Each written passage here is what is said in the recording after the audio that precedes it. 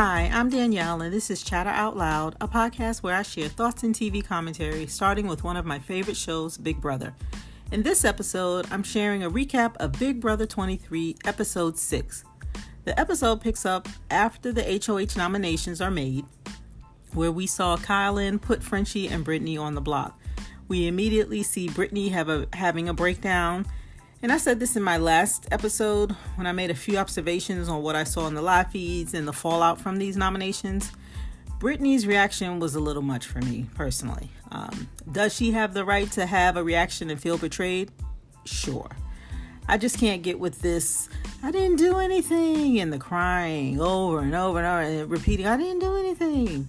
They showed a little bit of that, but, they showed a little bit on the episode that aired tonight. But I'm just turned off when people are whining about, why me? I didn't do anything. Well, in Big Brother, you don't necessarily have to do anything. It's a game, and how people perceive the game and how you're affecting their game and what will work for them in the game, you know? But like I said, she has every right to feel some type of way. I just wish it hadn't gone on for so long. Which is what I see. I see the same sentiments expressed on the live feeds. I see the same sentiments expressed online from other people who watch the live feeds. I mean, on Twitter, I saw that many people had the same reaction to "Why me?" saga, and they reacted with comments like, "Britney, welcome to Big Brother," or "How long is she gonna keep saying this? But I didn't do anything, and I'm an honest player." Like people were mocking her a little bit. And for those that are BB Britney fans, if it helps, Kylan did feel a little bad about it. So there's that. Frenchie, on the other hand, he claims that he knew he was going to be put up because he's made waves in the house. The house guests are scared of him, and he is the house. This goes back to his ego and him thinking that he's making the season.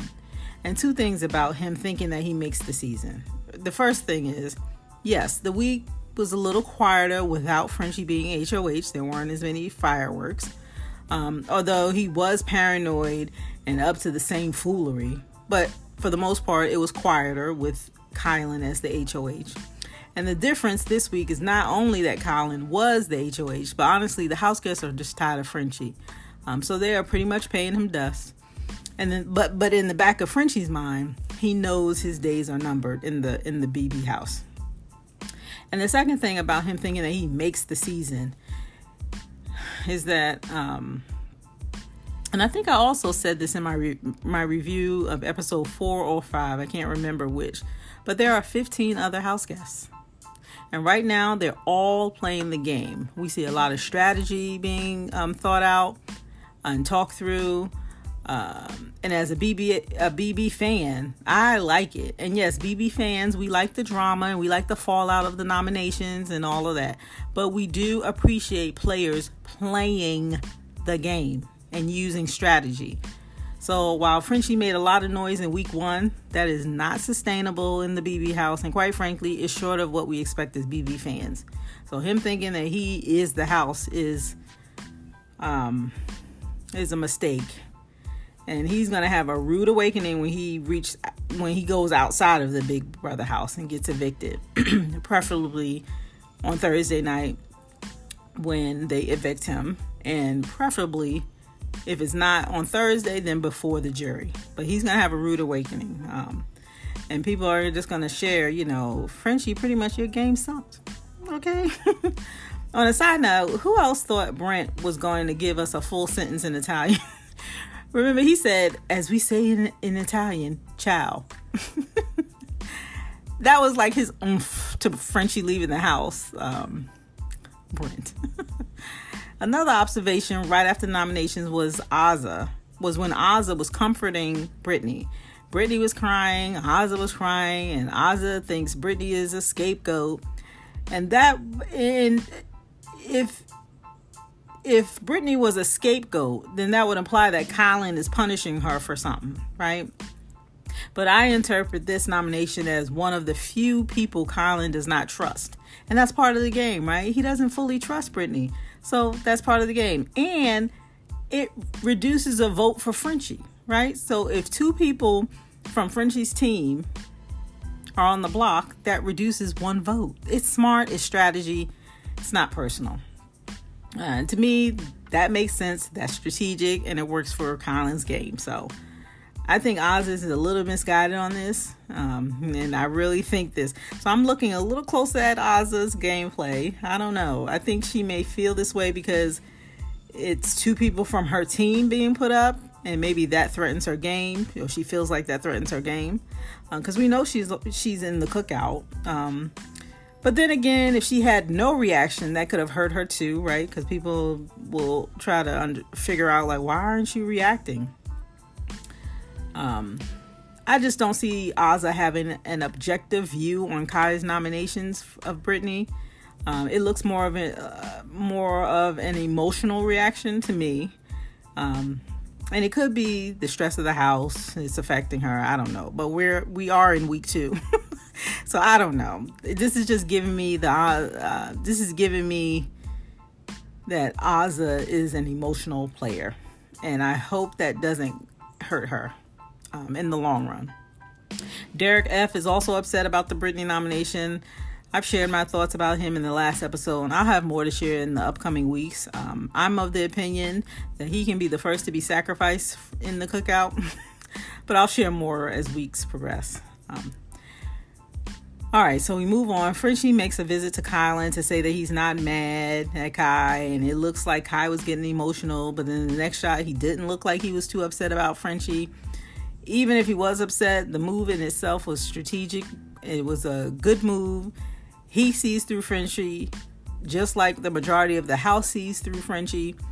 Thus, everyone is pretty much over him with his antics, and him meaning they're over Frenchie and all of his antics, and they just feel like he's not good for their game. Both can be true. They can be tired of Frenchie's antics, and they could see that him being in the game is not good for their individual game. So both can be true.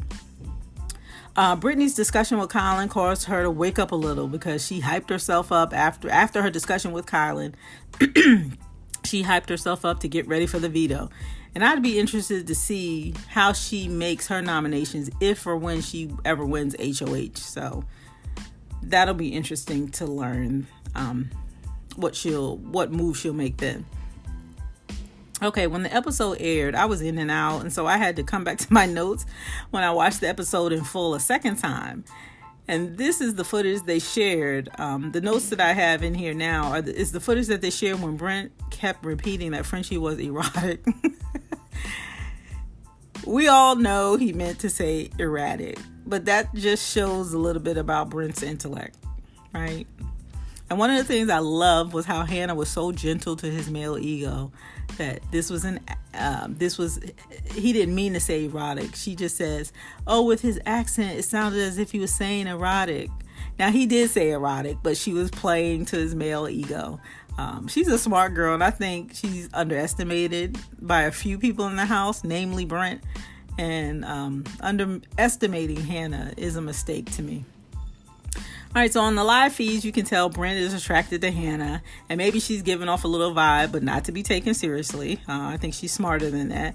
She did share that in high school, she dated a Brent type, but that is not what she'd go for now because she would want someone who doesn't have to be the loudest person in the room. I thought that was very mature of her to say, and good reflection. So I don't think there'll be a showmance between she and Brent. I just think Hannah's too smart for it. She's just playing to his ego, and that's working for her. As long as it keeps her off his radar, it's working, right? Also, there was some story online where Brent apparently touched Hannah inappropriately. I think he smacked her on the butt. I haven't found that footage yet. So if one of you knows where that's located, please share it with me in a comment or something. All right, moving on. More Frenchie with the jocks teaming up and how he's sick of it. But Frenchie, you align with the jocks. He just says things, and I'm like, but you did that very thing, right? He aligned with the quote-unquote jocks. I mean, can we even attempt to take Frenchie seriously? I just cannot. And I look forward to when we don't have to talk about him in the context of the house, about being a house guest, right? Anyway, in a last-ditch attempt, he was going around the house outing the slaughterhouse. He was naming names. He excluded Derek F. and Xavier's name from when he was dropping all the names and exposing slaughterhouse. And we know part of doing that is blowing up other people's game, right? That's part of Big Brother. And at this point, it's not working for Frenchie's. It's not working in his favor to keep him in the game. But he is planting seeds, right? Thus potentially harming others' game in the long run. That is strategic, and that is Big Brother. So in this case, I will concede that Frenchie is being strategic. He hasn't always been strategic in the game, and I was very critical of him in quite a few episodes since the season started. But in this moment, I see a little strategy here. It won't keep him in the game, but I do see the strategy. All right, this is going to sound really random, but I want to be fair in covering the episode. Okay, so here it is. They covered Alyssa in toilet paper for her birthday. All right. So now we're at the point where they are picking players for the veto. In the end, Kai drew Alyssa's name, Frenchie drew Claire's name, Brittany drew Derek X's name. So in the end, Kai, Alyssa, Frenchie, Claire, Brittany, and Derek X are playing in the veto comp.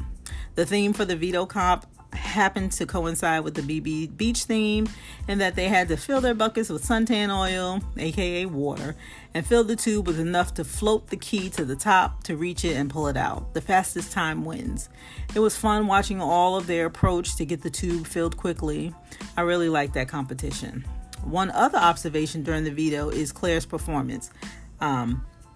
She'd like for us to believe that she intentionally performed poorly because she's not ready to show her hand.